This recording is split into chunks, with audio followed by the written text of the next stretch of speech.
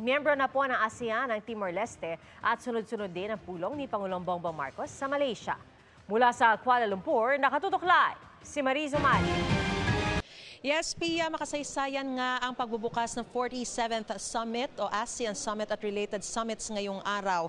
Dahil matapos ang 26 na taon, ngayon lang uli nagkaroon ng bagong miyembro ang ASEAN. At ito nga ang Timor-Leste na formal nang tinanggap bilang member state. Sa kanya namang plenary intervention speech ay pinahayag ni Pangulong Bongbong Marcos ang kanyang kahandaan ng ating bansa sa pag-host ng ASEAN Summit sa susunod na taon. Sunod-sunod na nagdatingan ang mga ASEAN member states sa Kuala Lumpur Convention Center para sa formal na pagbubukas ng 47th ASEAN Summit at related summits ngayong araw. Pangunahing mensahe sa opening speech ni 47th ASEAN Summit Chairman Malaysian Prime Minister Anwar Ibrahim, dapat magkaroon ang ASEAN ng tapang na bumuo ng bagong mga pakikipag-ugnayan o partnership at madaling umangkop sa mga pagbabago. Isinapormal na rin dito ang pagtanggap sa Democratic Republic of Timor-Leste na 2011 pa nag-apply para maging ASEAN member state. Sinundan niya ng customary handshake ng ASEAN. Sa isang Facebook post, sinabi ni Pangulong Bongbong Marcos na makasaysayang yugto ito para sa Southeast Asia.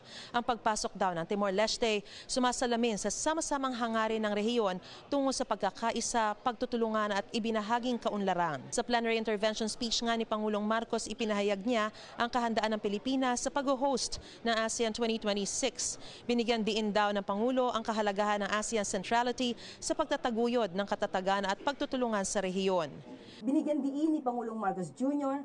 na nakatuon sa practical, inclusive at measurable initiatives ang pag-host ng Pilipinas sa ASEAN sa susunod na taon. Nagpahayag din si Pangulong Marcos Jr. sa patuloy na pagsulong sa legasiya ng ASEAN. Ayon kay Pangulong Marcos Jr., layunin umano ng Pilipinas na makamit ang ASEAN Vision 2045.